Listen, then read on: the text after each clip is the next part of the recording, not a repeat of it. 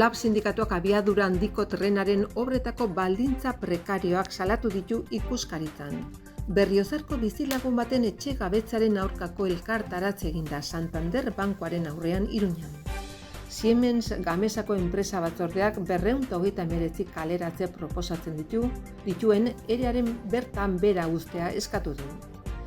Steilasek eutsi egin dio 352 irakasle plaza egonkortzearen aurkako errekursori gorenean. Sexu erasotzaile gehienak biktimaren ingurukoak dira, Nafarroko emakume gazten kontrako sexu indarkeriari buruzko lehen azterketaren arabera. 6 urte baino gehiagoko borrokaren ondoren, 1080ko gutxieneko pensioa ordaintzeke dago oraindik. Hau aldarrikatzeko pensiodunak aurrera plataformak taldeak elkartaratze egin du Iruñeko udaletxeko plazan. 34. bersoaroaren barruan 6 jarduera antolatu dituzte otsailerako. Gabriel Kokak bere sorkuntza prozesu erakutsiko du Ziudadelako bolborategian 50 bat marrazki, kolaj eta pintura jarriko ditu ikusgai.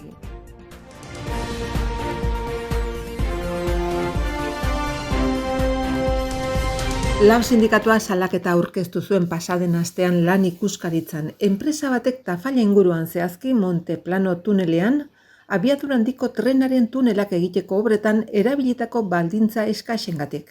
Langile ohi baten testigantzan oinarrituta, sindikatuak estatuko erakunde autonomoni eskatzen dio ikertzea zer lan arloko arau hauste eta lan arriskuen prebentziori buruzkoak diren, eta hala badagokio arau hauslea zigortzea.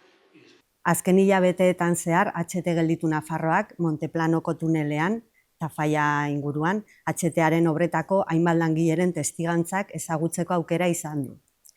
Dirudienez, tunel honen lan baldintzak errepikatu egiten dira Euskal Herri osoko HTaren obretako gainerako tuneletan.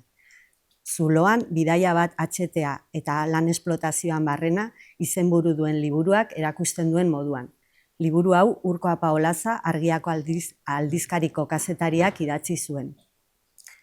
Langileen testigantzak oso deigarriak dira hainbat arrazoirengatik. Lanaldi nekagarriak, 12 ordu edo gehiagokoak, kasu batzuetan 14, 16, 18 ordukoak ere izan daitezke. Lan ordutegia ez kontrolatzea, ez da fitxatzen, ez sartzean, ez irtetean, eta fitxatzen bada gero fitxak galtzen dira. Horrela, aparteko orduak ez dira zenbatzen eta ez dira ordaintzen. Laneko erabateko segurtasun falta ez behar handiko lan batean. Hori areagotu egiten da, langile gehienek drogen kontsumo handia egiten dutelako lan erritmoari eusteko behartuta baitaude. Kontsumo hori enpresek sustatzen dute. Ez dago norbera babesteko ekipamendu egokirik, eta istripuren bat gertatuz gero, langileek beraiek hartatzen dute beren burua. Eta ambulatoriora beren autoetan joan behar izaten dute. Ez dago beti mediku azterketarik ez lehenago ez lanaldian zehar. Erabat osasun gaitzak diren lan baldintzak. Debekatuta egon arren, diesel makinekin lan egiten dute tunelen barruan. Kutsadura, kimikoa eta akustikoa eragiten dituztenak. Hori larriagotu egiten da norbera babesteko ekipamendurik ez dagoelako. Lan ikuskapenak aldez aurretik jakinarazten zaizkie enpresei, iragarritako egunean neurri egokiak har ditzaten, legezkotasuna errespetatzen dutela erakusteko. Lanerako tresnarik ez izatea eta makineria oso zaharra, egoera txarrean eta arriskutsua erabiltzea. Ez da piezarik edo osagairik aldatuko egoera jasanezina bihurtu arte. Enpresa abusuak.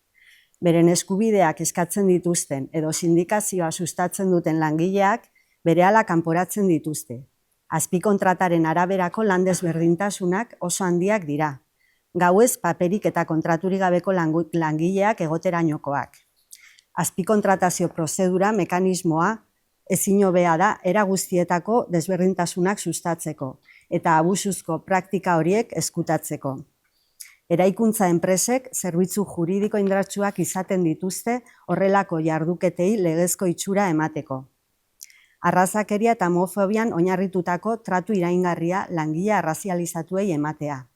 Mespretsuak, humilazioak, irainak eta mehatxuak etengabeak dira.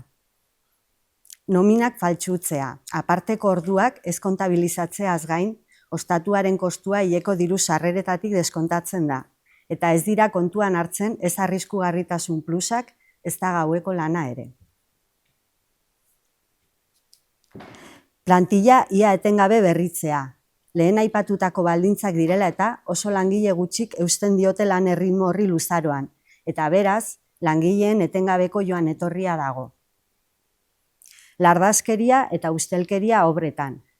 Zuntzaren erdia erabiltzen da tunelaren estaldurako hormigoiaren nahasketan. Beraz, tunelaren segurtasuna zalantzan geratzen da, eta beste elementu batzuk berriz, soberan jartzen dira gainkostuak kobratu ahal izateko.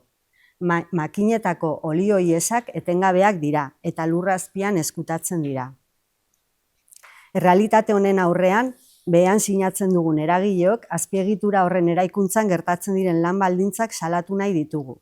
Langileen bizitza eta osasungarritasuna etengabe arriskuan jartzen dituztelako, eta aspalditik desagerrarazi behar ziren esklabutza baldintzak gogoratzen dizkigutelako. Ildo horretan gogorazi nahi dugu dagoeneko 12 lan heriotza izan direla HTaren obretan Euskal Herri osoan. Benetan uste dugu HTA bezalako azpiegitura megalonomanoak ez liratekeela posible izango horiek gauzatzen dituen langile klasearen zapalkuntza baldintzari gabe. Eta itxurazko aurrera bideak, kakotxartean, errealitate gordin hori ezkutatzen duela. Azken batean, esan dezakegu HTA 21. mendeko azpiegitura bat dela 19. mendeko lan baldintzak dituena. Era berean, langileen oinarrizko eskubideak etengabe urratzen direla salatu nahi dugu. Gehienetan, egoera oso zaurgarrian dauden migratzaileak baitira. Jasaten duten tratu arrazista eta homofoboa etengabea da, eta eguneroko humilazioak, irainak eta mehatxuak jasan behar izaten dituzte. Eta azkenik, salatu nahi dugu praktika horiek ezkutatzeagatik, estatuko zein autonomia erkidegoetako administrazioek duten erantzunkizuna. Izan ere, jakitun izan arren, beste alde batera begiratzen jarraitzen dute, enpresekin erabat bat eginda.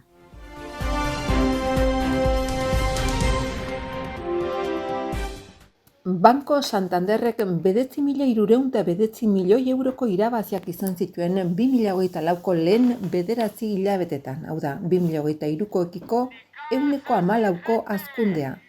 Zifra eta 100ko eskandalagarriak izan ziren oinezko herritar batentzat, baina nola lortzen ditu Santanderrek onura horiek?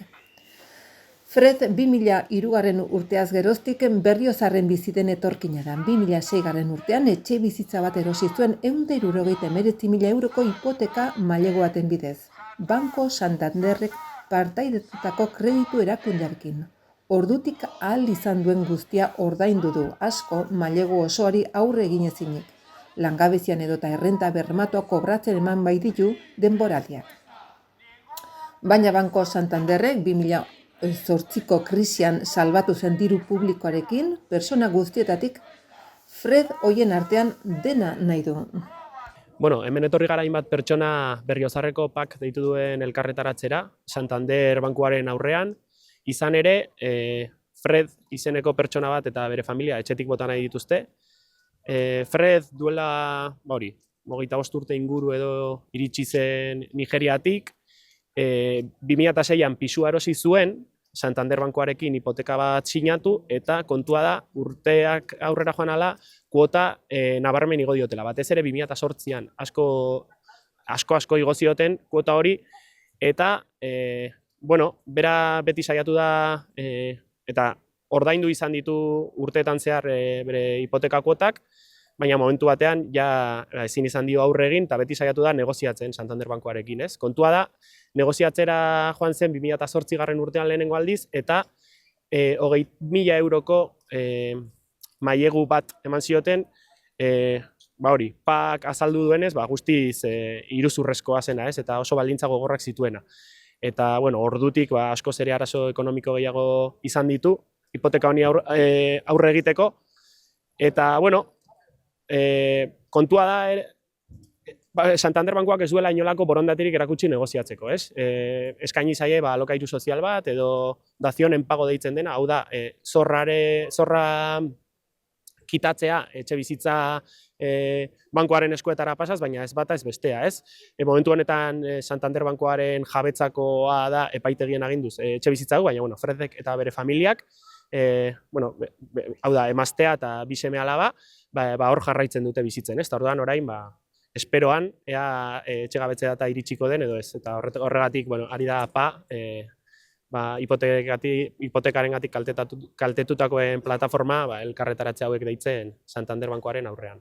Eta, bestalde, etxegabetzen asunto honekin, ez, mahai gainean dagoen gai bat denez, hurrengo astean, beste etxegabetze bat dago deitua Burlatan, kasu honetan alokairuan bizi den familia batena, eta hori, tokatzen zaigula, ez, kasu hauen aurrean borrokatzea.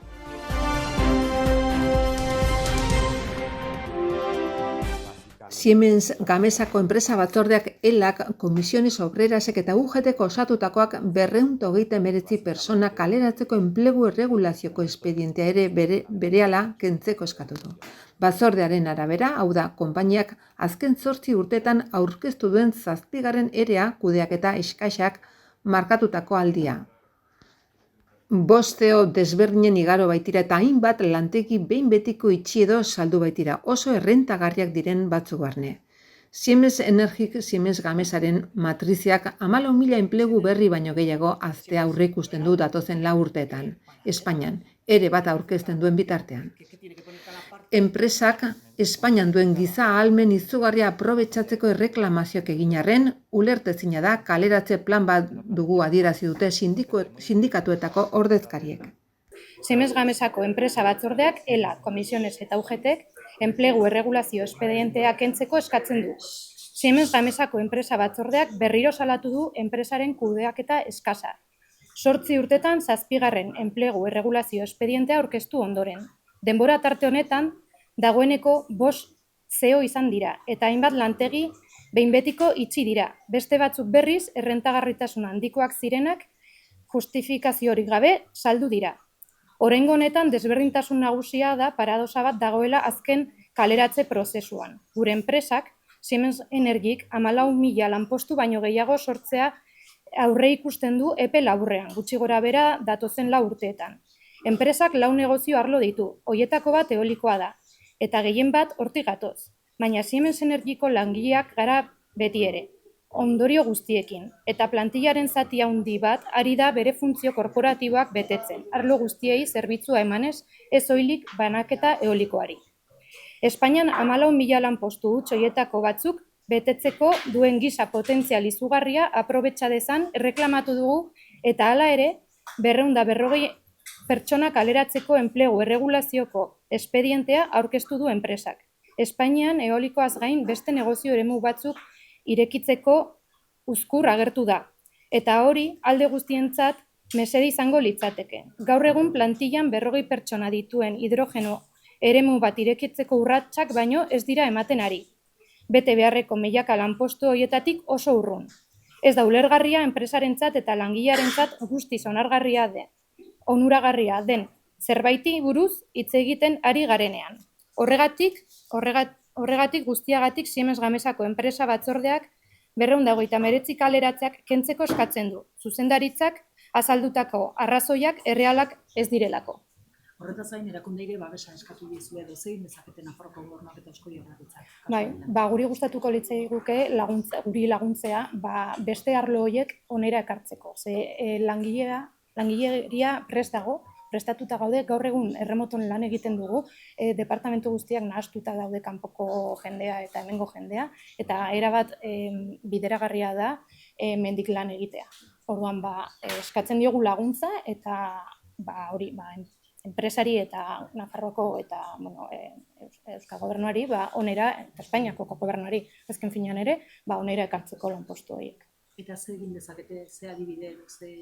Bestetan laguntzak ere eman izan dira, eta, beraik jakingo dute zer egin behar duten, baino ezin daitekena da, enpresa bat handitzen ari dena eta lanpostu pila bat izango dituena hemendik 4 urtetara, hemen ez mantentzea lan horiek, ez? Eta kanpora joatea lan guzti horiek. Nafarroako gobernuak pentsatu behar du, hemengo langile girian, eta...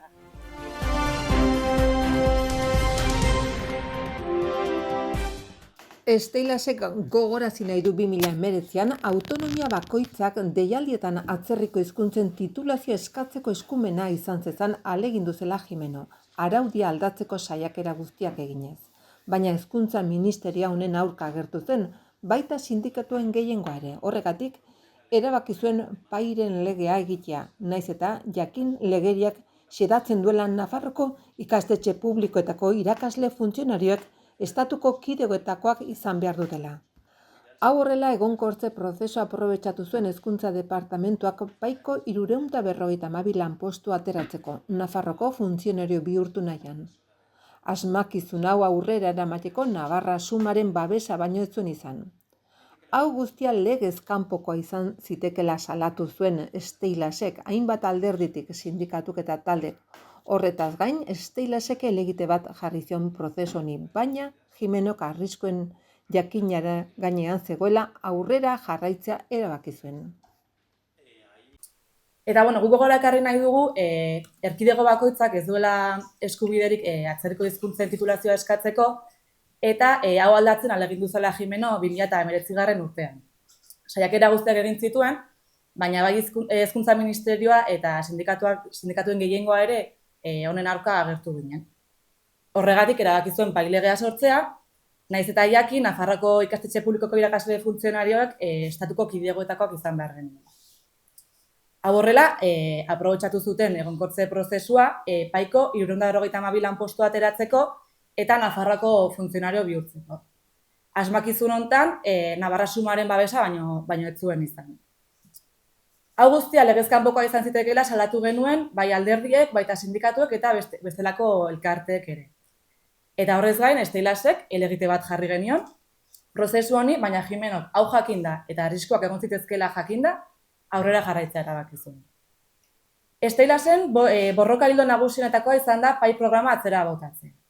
Urtetako borrokaren kanpaina guztia gure webgunean ikusgai duzue, eta gure jarduera beti izan da publikoa, guk ez dugu ezer ezkutuan egin.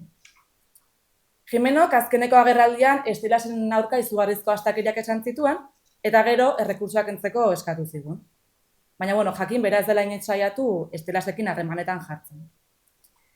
Bere arabera, helegiteak kentzea omen da irtenbide bakarra, baina gure galdera zeren irtenbidea ote denez, zergatik dago bat batean Jimeno hain urduri.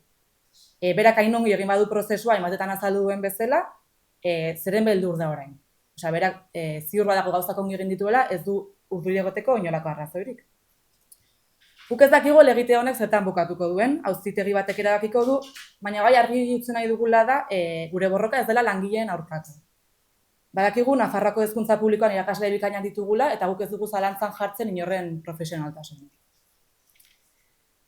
Ez dakigu prozedura guzti honek non amaituko duen eta nola amaituko duen. Guretzako eszenatoki hoberena izango litzateke 352 irakasle hauek estatuko kidegoko funtzionario bilakatzea. Eta horrez gain beste oposaketa deialdi bat deitzea, beste 352 irakasle egonkortzeko, baina atzerriko hizkuntzako perfilik gabea. Modu hontan ez zen guztiok aterako ginateke irabazten eta ez zen biktimarik egongo. Ze biktimak ari garenean azkenaldian bakarrik aipatzen dira 352 langile hauek. Baina ez ditugu aipatzen egonkortzaren ondorioz, kontratu prekarioekin edo langabezian gelditu diren horiek, edo ingeleseko espezialistak zirenak ere lanpostuak galdu dituzte desagertu direlako postu horiek, eta zer esanik ez pairen herriz kalitatezko hezkuntza jasotzen ez duten ikasleak, ezta? Eta amaitzeko gobernu honi datuak hainbeste gustatzen zaizkionez, guk beste datu bat ekarriko dugu gogora, eta Maria Txibitek 2014an senataria zenean, beste batzuekin batera sinatu zuen Balearretako pairen antzeko programaren aurkako inkonstituzionaltasun legea. Helegitea barkatu bai. Hango gobernuak esaten zuen ingelesaren betekizuna eskatzen zuela eta katalanaren ikaskuntza kaltetzen zuela. Orduan, nola da posible, Balearretarako txarra dena Nafarroarako ona izaten. Orduan, Jimenori eskatzen diogu errua estelasi bota beharrean azaltzeko zetara datorren bere urduritasuna, ez? Berak gauzak ongi egin baditu, ez du beldurrik izateko arrazoirik, eta egiten ariko litzakena da arreta desbideratzea bai negoziazio eta grebetan, eta estelasen izena zikintzea, ez? Baina beste aukera da, agian gauzak zituela hain ongi egin, eta hor informazioa gordetzen ariko litzateke, urduritasun horrek arrazoi bat izan behar du atzean, ez? Ez du inongo koherentziarik, berak gauzako songi egin dituela esan, eta ondoren guri errekurtsoak kentzeko eskatzen. Sexu erasotzaile gehienak biktimaren ingurukoak dira, senitartekoa bikoteak, lagunak, lankideak. Nafarroko emakume gazten kontrako sexu indarkeriari buruzko lehen azterketan ondorioztatutakoaren arabera. Azterketa hori Nafarroko Berdintasunerako Institutuak sustatu du. Datuek erakusten dutenez, sexu indarkeria gaur egun prebalentzia handiena duena ez bada ere, indarkeri fisikoaren eta psikikoaren atzetik dago. Erasoen eta bizirik atera diren emakumeen kopuruak gora egin du azken urteetan eta etengabeko joera izan du. Zifren gorakada hori hala ere, ezin da eraso mota horiek areagotzeari bakarrik egotzi. Aitzitik, hainbat elementuk eragin dezakete eraso horretan. Hala nola, sexu indarkeriaren kontzientziazioa, ezagutza eta detekzio handiagoa, eta sexu indarkeriako egoera baten aurrean zerbitzu espezializatuetara jotzen duten edo salatzen duten emakumeen kopurua handitzea. Azterlan honen arabera, erasotzaileak ezagunak eta gertukoak dira senidea bikoteak lagunak lankideak. Adin profilari dagokionez batez besteko adina 30-59 urtekoa da. Erasotzaileen ehuneko 38, 2018-2022 serian, hau da, erasoak jasan dituzten emakumeak, baino zaharragoak izan ohi dira. Ikerketa jasotzen duenez, sexu indarkeri gune guztietan egiten da, baina batez ere familietan eta aisialdiko guneetan.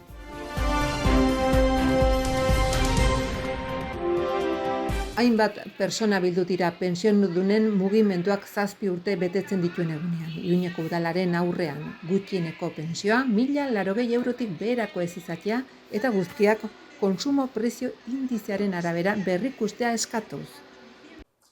Euskal Herriko pentsionistak mugimenduaren informazio oharra. Duela 7 urtetik egiten ari garen bezala, astelehen honetan ere Euskal Herriko 80 herri eta komunitatetan mobilizatuko gara. Ez da astelehen bat gehiago, urtarrilaren 23an kongresuan gertatutakoa onartezina baita. Abenduan onartutako lege dekretua egun horretan indargabetzeak ondoriorik gabe uzten du otsailetik aurrera, 21/2021 legean ezarritako pentsioen igoera. Horrek 2018ra itzultzea dakar, pentsioen izoztera. Ez dugu baloratuko nola izapidetu den erabakia, baina badakigu engainatu egin gintuztela 21/2021 legean pentsioen balioa KPI-aren arabera handitzea sartu zenean, edo engainatu egiten gaituztela orain. Merkantzia politiko gisa pentsioak salerosi eta saldu behar ditugulako. Arbuiatzen dugu euren botoarekin PP, Vox, Junts, gure pentsioen igoera eragotzi dutenen erabakia, baita gobernuari ere, aldez aurretik ez dituztelako bermatu horretarako beharrezkoak diren botoak eta prozedura. Arrazoi alderdikoiak direla eta adarra jotzen ari zaizkigu. Pentsioen igoera bermatu egin behar zen, bai edo bai, eta ekintza politikoaren oinarri gisa pertsonen beharrak baloratzen dituen inor ezin du urteko balioa handitzea eragotzi. Egoera hau guztiz justifika ezina da, eta gure erreakzioa sumindura besterik ezin da izan. Asko kostatu zaigu lortutakoa, eta ez dugu atzera pauso bakar bat ere onartuko. Berriz ere, pentsiodun guztien babesa behar dugu. Otsailean eta hurrengo hilabete eta urtetan ere gure pentsioen igoera bermatzeko. Otsailaren 20rako pentsioen igoera bermatuta ez badago, otsailaren 22an kalera aterako gara, 2018an egin genuen bezala.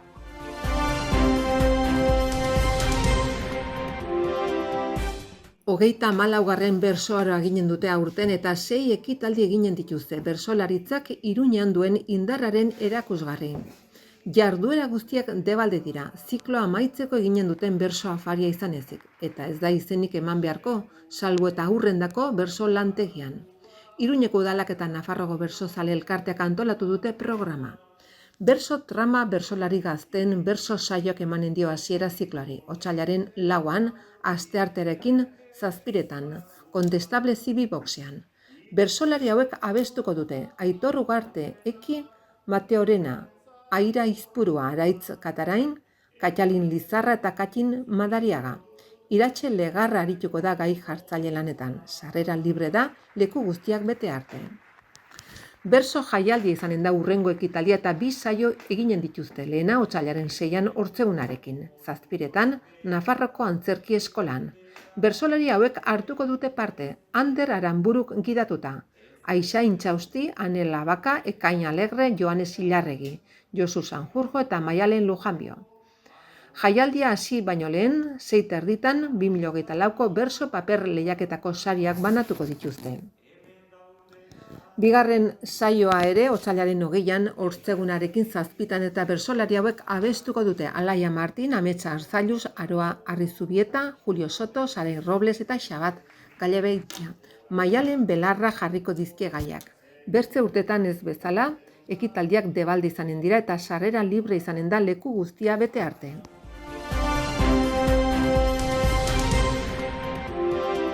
Gaurtik hasi eta martxoaren 23 bitarte egonen da ikusgai Gabriel Kokaren sorkuntza prozesoren inguruko figural erakusketa Ziudadelako bolborategian Iruñan.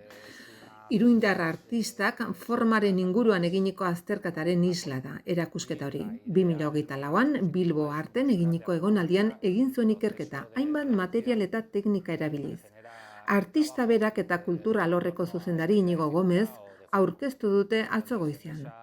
Asteartetik larunbatera 11 aterritatik ordu bat aterritara eta arratsaldez 6etatik 8 aterritara ikusten alda. Igande eta jaiegunetan berriz goizez bakarrik. 50 bat marrazki, collage eta pinturak osatzen dute figural erakusketa. Erakusketa aretoa 2 zatitan banatuta dago. Lehenengoak margolanaren aurreko ikerketa fasea erakusten du.